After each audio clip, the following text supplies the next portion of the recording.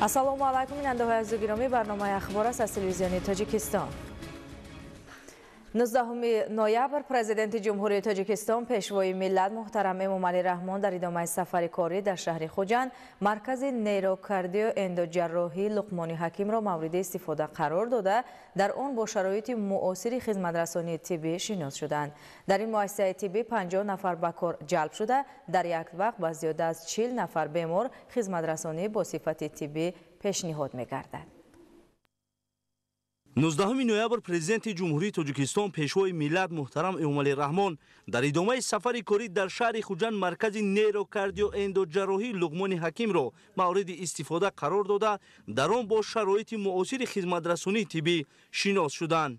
бинои марказ аз ду ошиёна иборат буда масоҳати умумии он дар якҷоягӣ бо сайни ҳавли 2276 метри мураббаъро ташкил медиҳад ва бо риояи меъёрҳои сохтмонӣ бо маблағи 5 миллиону 200 ҳазор сомонӣ бунёд гардидааст.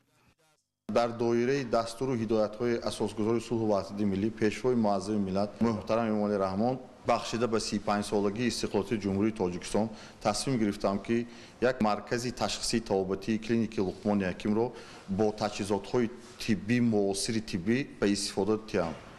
имрӯз дар клиника таҷҳизотҳои муосири тиббӣ бо намуди компютери томографӣ, магнити резонанснӣ, таҷҳизоти ангиографӣ, баъд рентгени рақамӣ, баъд ҷарроҳӣ бо намуди эндохирургии лазерӣ ба истифода додем ки зиёда аз 50 нафар бо ҷои кор таъмин гардиданд ки аз инҳо 10 нафар табибон, 15 нафар ҳамширагони шафқат, 25 нафар ҳамкоргарони техникӣ мебошанд. бо муҳайё гардидани шароит мақсад дорем ки дар шаҳру ноҳияҳои вилояти Хатлону вилояти Суғд дар тамоми ҷумҳурии Тоҷикистон дар пойтахт васеъ намудани марказҳои ташхисии табобатии клиники Луқмони Ҳаким бо таҷҳизотҳои муосири тиббиро ба роҳ монем. корҳои сохтмонӣ дар маркази саломатӣ аз соли 2018 оғоз гардид, дар он зиёда аз 60 нафар мутахассисони маҳаллӣ ба кор ҷалб гардиданд.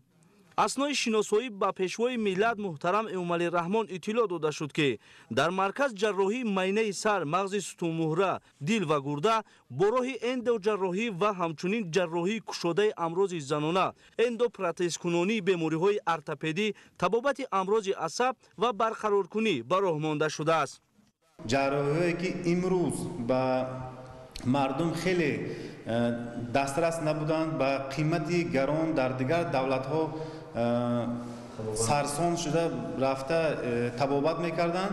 имрӯз мо метавонем бо сари баланд гуфта метавонем ки ин намуди ҷарроҳиё дар ҷумҳурии Тоҷикистон имрӯз ташкил шуд. бо дастгирии пешвои муаззами миллат бисёр ҷарроҳиҳои пешрафта ки қаблан дар ҷумҳурӣ гузаронда намешуд, имрӯз гузаронда шуда истодааст. дар ин муассисаи тиббӣ табибони баландихтисос, ҳамшираҳои тиббӣ ва кормандони миёнаи тиббӣ дар маҷмӯъ 50 нафар ба кор ҷалб шуданд. маркази нейрокардио эндоҷарроҳӣ бо таҷҳизоти томография магнитии резонансӣ, томографияи компютерӣ, ангиография, рентгени рақамӣ, таҷҳизоти литотрипсияи нави муосир, даруннигарӣ, ташхиси ултрасадо, озмоишгоҳ, табобати физиотерапевтӣ бо намуди лазерӣ, магниттерапия ва зарбаи мавҷӣ муҷаҳҳаз мебошад. маҳз бо ташаббуси ҷаноби олӣ ин муассисаи мо бунёд гардид ва мо 50 нафар кормандони соҳаи тиб бо ҷои кор таъмин гардидем. کوشش می نماییم که به خلق و وطن خود صافدلانه خدمت نماییم. ما سپاسی به اندازه خود را به پیشوای معظم ملت امامعلی رحمان از نام تمام جوانان از جمله جوان دختران میرسانیم که صدها نفرها را با جای کار خوب تامین نمودند و بعد می‌دهیم که به خلق و دولت صافدلانه خدمت می‌نماییم. марказ дар як вақт имкон дорад ки зиёда аз 40 нафар беморонро ба хизматрасонӣ босифат фаро гирад. сарвари давлат муҳтарам Эмомалӣ Раҳмон пас аз шиносоӣ бо шароити фароҳамгардида дар иншооти муосири тиббӣ иқдоми муассиси маркази нейрокардио эндоҷарроҳии Луқмони Ҳакимро пурарзиш номида, кормандони марказро барои хизмати софдилона ва муомилаи муоширати хуб ба беморон ҳидоят намуданд. бояд гуфт ки таъмини ҳифзи солимии аҳолӣ бо роҳи бунёди иншооти зарурии соҳаи тандурустӣ аз рӯзҳои аввали истиқлоли давлатӣ дар меҳвари сиёсати ҳукумати ҷумҳурии Тоҷикистон қарор дорад. با دستگیری و غمخوری‌های پرزیدنت جمهوری تاجیکستان محترم امومالی رحمان مرحله به مرحله انشاءات موجوده ساحه از تعمیر برآورده شده در شهر و ناحیه‌های کشور بیمارخانه و درمانگاه‌ها و بنگاه و مرکزهای خدمت‌رسانی طبی نو ساخته می‌شوند. در مجموع در ولایت سوغد حال 939 مؤسسه ساحه تندرستی ارز هستی داشته، در آنها نزدیک به 30,000 کارمندان ساحه که از آن 5100 نفرشون را طبیبان صاحب تخصص و زیاده از 18,000 نفر دیگر را کارمندان میانه طب تشکیل می‌دهد فعالیت دارند. مرکز نیروکاردیو اند جراحی لقمان حکیم در زمینه دستور و سپارش‌های راهبر دولت بنیاد یافته برای سری وقت به تشخیص و طبابت فرا گرفتن ساکنان ولایت پیش بینی گردیده است. در ادامه سفر کاری به ولایت سوغد، پرزیدنت جمهوری تاجیکستان پیشوای ملت محترم امومالی رحمان در منطقه آزاد اقتصادی سوغد کارخانه سیر سوغد را مورد استفاده قرار دادند. در ادامه سفر کاری به ولایت سوغد، پرزیدنت جمهوری تاجیکستان پیشوای ملت محترم امومالی رحمان در منطقه آزاد اقتصادی سوغد کارخانه سیر سوغد را مورد استفاده قرار دادند. کارخانه سیر سوغد در پرتو سیاست خردمندانه و بنیادکارانه پیشوای ملت از جانب صاحبکار وطنی میرزاجان عمرов با مبلغ 23 میلیون سومانی ساخته شده است. کارهای ساختمانی انشاءات مذکور ماه ینور سال جاری آغاز یافته، در آن 15 نفر بناکاران محلی جلب شده بودند. در کارخانه سیر سوغد بازیچه‌های کودکانه و مترولرهای برقی استحصال کرده می شود. حجم استحصالات در یک ماه 250 مترولرهای برقی و 20,000 بازیچه‌های کودکانه را تشکیل می دهد.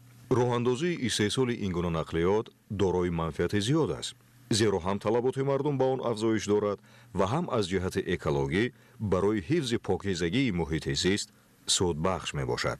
به پیشوای ملت محترم امومالی رحمان اطلاع داده شد که عین زمان در کارخانه 14 تمغه مترولرهای برقی استحصال می شوند که تمغه‌های مذکور با اقتدار باربرداری و دیگر مشخصات تکنیکی فرق کننده اند. بعضی تمغه‌های مترولرهای برقی اقتدار باربرداریشان تا به 1.5 تن می رسد. در حالت کنونی 60 نفر در دو بسته کاری فعالیت دارند و طبق نقشه در آینده نزدیک شماره کارگران تا به 150 نفر رسانیده خواهد شد. جمعیت دارای مسئولیت محدود سیر سوغد در سال آینده استحصال دوچرخه ها را برای چند زینه سینوسالی برای خواهد ماند. بهر گذاشتن سهم خود اویدی با صورتی صنعت‌کنی در مملکت ما تصمیم گرفتیم که کارخانه بنیاد نماییم و امروز این کارخانه رو ما به استفاده دادیم. در کارخانه همه شرایط‌های ضروری فراهم آورده شده‌اند. ما منتداری خود رو و پیشوای معظم ملت جناب عالی محترم امومالی رحمان اظهار می‌نماییم که برای بنیاد نمودن چون کارخانه همه تدبیرهای ضروری اندیشیده شده است. ما سیاست خردمندان جناب عالی میباشد که کارخانه استحصالی در جمهوری افزوده ایستاده‌اند. در کارخانه تکنولوژی ضروری از جمهوری مردمی چین نصب شده است. دو دستگاه آن که برای بریدن و نصب قسم‌ها استفاده می‌شوند به طور اتوماتیکی و یا طریق ربات اداره می‌شوند.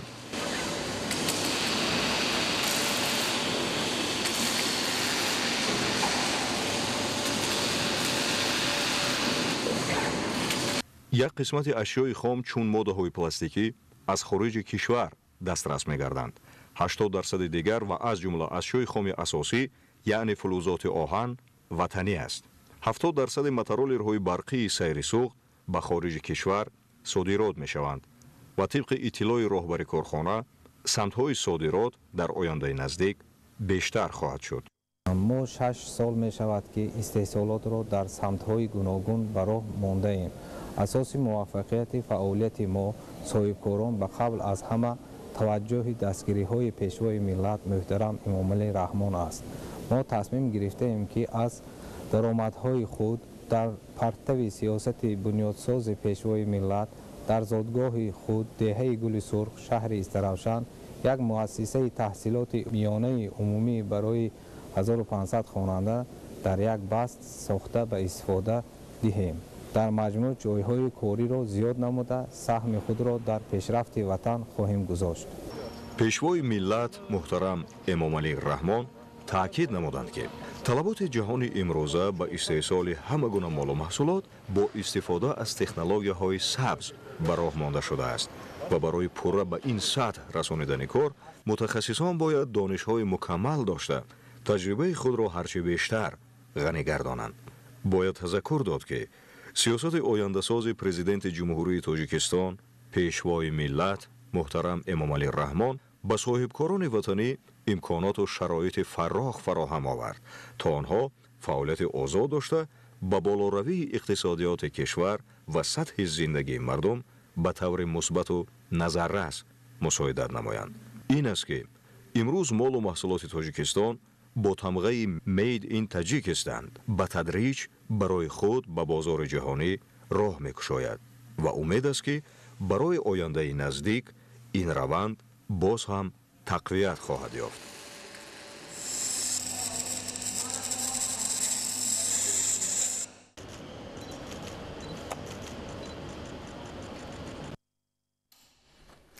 19 ноябр президенти ҷумҳурии Тоҷикистон пешвои миллат муҳтарам Эмомалӣ Раҳмон дар фестивали асал, картошка ва анор иштирок намуданд.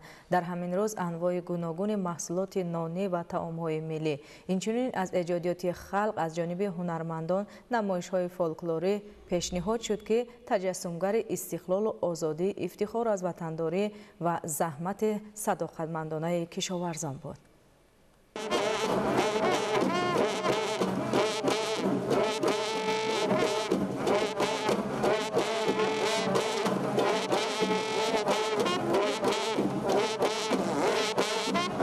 19 ноябр президенти ҷумҳурии Тоҷикистон пешвои миллат муҳтарам Эмомалӣ Раҳмон дар фестивали асал, картошка ва анор иштирок намуданд.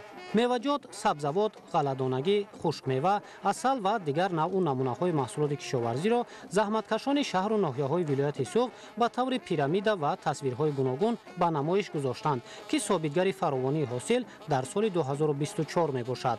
Мана мо хеле фарҳангчони вилоят хурсанд ҳастем ки чорабинӣ бо дараҷаи олӣ гузашт. Бо иштироки муҳтарам ҷаноби олии президенти кишвари Тоҷикистони азизамон муҳтарам Эмомалӣ Раҳмон, ҳама чизҳо ин самари истиқлолият аст. Истиқлолият ба мо чӣ дод? Мана мебинем ки хеле ҳама ҷо фаровонӣ, сери, пурӣ. Кортсоз мебошам. Ин касбро ман аз падару бобому бобукалонам омӯхтам. Ман ба ин касб худ хеле завқу шавқи зиёд доштам. хушбахтона мана аз худ намудам. Мана касби худро давом дода истодам. ба ҳолати 1 ноябри соли равон нисбат ба ҳамин давраи соли 2023 теъдоди оилаҳои занбури асал дар вилояти Суғд 578 оила зиёд карда шуда ба 80525 оила расонида шудааст. дар 10 моҳи соли равон дар вилояти Суғд 1559 тонна асал истеҳсол шудааст. роҳбари давлат таваҷҷӯҳи масъулини соҳа ва кишоварзонро ба истифодаи васеъи имкониятҳои шаҳру ноҳияҳои кӯҳии вилоят барои истеҳсоли асал, баланд бардоштани маҳсулнокии занбур тавассути хушкзодкунӣ, афзоиши истеҳсоли ин намуди маҳсулоти ғизоию табобатӣ ва муаррифии фазилатҳои асали Тоҷикистон дар сатҳи байналмилалӣ ҷалб карданд. дар доираи барномаи маҷмуавии рушди бахшҳои чорводорӣ, паррандапарварӣ, моҳипарварӣ ва занбури асалпарварӣ барои солҳои 2023-2027 аз ҷониби Вазорати кишоварзии ҷумҳурии Тоҷикистон ба занбури асалпарварони шаҳру ноҳияҳои вилоят 520 оилаи занбури асал ва 400 модарзанбури зотӣ барои баланд бардоштани маҳсулнокӣ ва беҳтар кардани зот дастрас карда шудааст. ҳоло занбурпарвари соҳибтаҷриба Очилбой Ҳабибов 1000 оилаи занбури асал парвариш мекунад. боз аз ҳамин ҳисоб ҳамасола 1000 оилаи занбури асал ба дигар хоҷагиҳо фурӯхта фоидаи иловагӣ мегирад. 1000 оила занбури асал мо парвариш мекунем то фарзандо то набираҳо 1000 оила мо парвариш мекунем. ҳозир албатта бо ҷаноби олӣ мо рӯбарӯ шудем, ҳамсӯҳбат шудем. барои занбур парварӣ мо аз вотири раш замин ҷудо карда дода шавад гуфтанд. албатта мо хурсанд. занбурро мо як қисмаш ҳамунҷо буда парвариш мекунем, асалоша мегирем, баъд ромита пешниҳод карданд ки унҷоям ҷо ҷудо карда мешавад, унҷоям занбурро мо мебарем. аз замистон 1000 оила агар бурод, аз ҳамон бо якта бача гирифта ба фурӯш мемонем, бо ҳамон оилаи боқӣ мондаша мо тарбия карда ва асалба тайёр мекунем. имсол аз 25 то 30 килоя هر یک قطعه اصل گرفتیم. به نهایت ما خرسند شدم که همین قدر دستگیری کردی استادان ساحه زنبوری اصل جدای هم به پیش ماندگی. محترم جناب عالی هزارها رحمت. افضلیت دادن به پرورش نوهای تخمی وطنی، رعایت طلبات اگرتکنیکی و مهنت پیوسته امکان فراهم آورد که به حالت 1 نوامبر در ولایت سوخت زیاد از 640,000 تن کارتوشکا استحصال گردد. این نشان داد نسبت به همین دوره سال گذشته 105,000 تن زیاد می باشد. سرور دولت با نظرداشت شرایط کنونی اقلیم و زیادشوی طلبات با مواد غذایی در بازار استعمالی جهان در شهر و ناحیه‌های اساسی کارتوشکا پروری ولایت پنجکن، استراوشان، اسفره، کوهستان مسجو، عینی، شهرستان و دیوشتیج استفاده پوره امکانات‌های طبیعی، آموزش تکنولوژی معاصر و در استحصالات هرچه بیشتر جاری کردن تجربه معاصر کشت و پرورش این نمود سبزوات را ضرور دانستند. کشاورزان ناحیه دیوشتیج سال جاری در میدان 8175 گکتار کشتی کارتوشکا گذراندند که این نسبتی سال گذشته 884 گکتار زیاد می باشد. ما امروز در نمایش ایدی اصل کارتوشکا زیاده از 20 تن کارتوشکا ای گوناگون نو را پیشنهاد نمودیم. ما استحصال کارتوشکا را با مقداری 261,000 تن رسانیدیم که این نسبتی سال گذشته 31,000 تن زیاد می باشد. حالا میدان عمومی انار در ولایت سوخت زیاد از 500 گکتار را تشکیل می دهد. جهد و تلاش مهنتکشان به آن روانه کرده شده است که با نظرداشت نازکی‌های پرورش امکانیت‌ها برای استحصال انار زیاد گردانیده شود. سال 2024 نسبت به سال 2023 در ولایت سوخت میدان عمومی کشتی شالی 1014 گکتار وسیع کرده شده به 9619 گکتار رسانیده شده است. توسط ساحل مستحکم کنی تنها در ساحل دریای زرافشان در حدود شهر پنجکن میدان کشتی شالی نزدیک 500 گکتار وسیع گردیده است. کشاورزان ولایت سال جاری در همین شکل خوشگذاری زیاد از 10,000 گکتار کشتی شالی گذراندند که اساساً این در شهر نویهای باباجان غفور، سپیتمن، جبار رسولوف، شهر پنجکن، شهر اسفره و شهر کونبادام کش کرده میشد. در ولایت بیشتر نوهای محلی دیوزیری اسفره، دیوزیری پنجکن، ناوی کنچه، اینچنین در وادی درفشان شهر پنجکن باز نوهای اوانگارد، مرجان، سرراز، پنجرود که به شرایط محل مطابق بیشتر کش گذرانده شده است. همزمان باید قید است که طبق دستور سپارش‌های پیشوای معظم ملت جناب عالی پرزیدنت جمهوری تاجیکستان محترم امامی رحمان باید به ثمرناک استفاده بردن زمینه‌های کاریم آبی از یک زمین گرفتن 2-3 حاصل همین شالی پرور هم نیست در کشت تکراری خصوصا شهر ناحیه باباجان غفورов، ناحیه سپیتمن، ناحیه جبار رسولov و شهر پنجکن همین کشت تکراری شالی گذرانده ایستادند که اینم برابر کشتی اساسی حاصلناکیش بلند شده ایستاده است.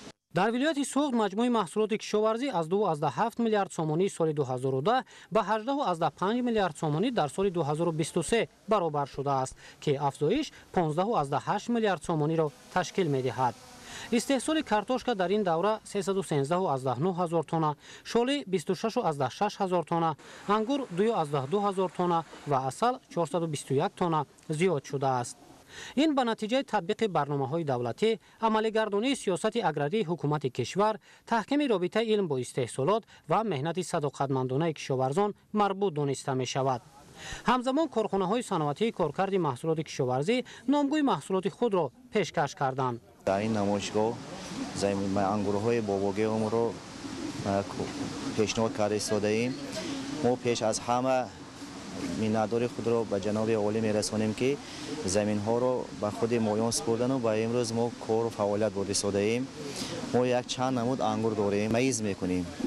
میزای بالا از شیرین میشد و میز چقدر دیده سید میزای کشمیچ کالیفور بیزدونک من سیو من اشقور اینا همش میزای استرافشان میشد. ما همین میزها رو خوش کرده ایستاده ایم، به بازارها برآورده ایستاده ایم و آینده نقشه داریم که با دولت‌های همسایه و صادرات براریم. ما امروز در نمایشگاه امروزه زیاد از 5 نمود محصولات کارکرد شده از جمله نوشابه خوچ، نوشابه زردآلو، نوشابه بربری زیرک، مربا از خوچ و مرمینجان. همزمان گیاهای شفابخش زیاد از 20 نمود گیاه شفابخش که در حدود ولایت پرورش می‌یابند و در کوه‌ها جمع آوری میکنیم و کارکرد آن رو براه مونده. این بعد در همکاری با بیمارخانه‌ها و مرکزهای سلامتی برای تشکیل گوشه گیاهدرمانی کاربری نموده ایستاده‌ایم. راهبر دولت با ثمره مهنت کشاورزان شناس شده و خاطر تامین امنیت غذایی استفاده پوره امکانیت‌های طبیعی را برای بلند برداشتن ثمرناکی زمین ضرور دانستند. توجه نمایندگان بخش خصوصی به استفاده وسیع امتیازهای پیشنهاد کرده حکومت کشور، وارد نمودن تکنولوژی معاصر، کارکرد محصولات کشاورزی تا سطح نهایی مطابق با طلبات بازارهای بین المللی خشکانیدن میوه و افزون گردانیدن صادرات محصولات کشاورزی جلب کرده شد. ما کارمندان کورپوراسیون ماهی تاجیک در دایره لایحه‌های حکومت جمهوری تاجیکستان و امتیازهای داده شده حکومت جمهوری تاجیکستان یک خطار کارها را براه ماندیم و امروزها در جمهوری پرورش تاسمایی یکی از ماهی‌های نادری که در دنیا در کتاب سرخ تمام دولت‌های دنیا جایگیر است براه مانده و باوری تام گفته میتونیم که در سالهای نزدیکترین تخم سیاه اکره سیاه که در دنیا مشهور است استحصالش را براه میمانیم. همچنین در همین روز انواع گوناگون محصولات نانی و طعام‌های ملی پیشنهاد گردید. هنرمندان ماهر ولایت سوخت چپاتی، قلمه، کلچه، سمبوسه، آش پلو، بریده توپه، خروتاب و دیگر نمود محصولات نانی و طعام را پیشنهاد کردند که بازگوی هنری والا می باشد. اینچنین طعام‌های گوناگون از کارتوشکا آماده شده در نمایشگاه پیشنهاد کرده شد.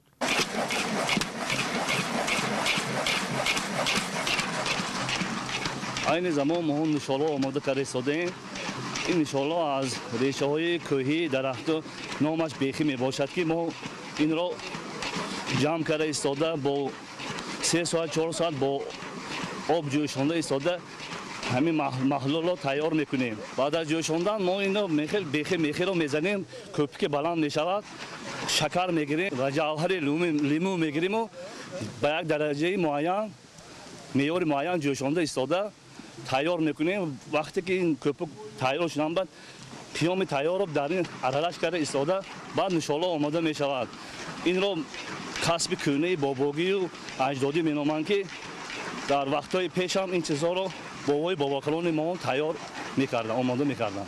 همچنین از ایجادات خلق از جانب هنرمندان نمایش‌های فولکلوری پیشنهاد شد که تجسمگر استقلال و آزادی، افتخار از وطنداری و زحمت صداقتمندانه کشاورزان برای استحصال نعمت‌های مادی میباشد. چورابینی با اشتراک دایره وسیع کشاورزان و اهل هنر به تنتنه فرح و خوشحالی، شکرگزاری از دستاوردهای استقلال دولتی، تطبیق موفقانه سیاست دولتداری پیشوای ملت و زندگی آسوده‌حالانه تبدیل یافت. بیننده‌های گرامی، تلویزیون تاجیکستان انعکاسگر مهمترین رویدادها است. با ما باشید.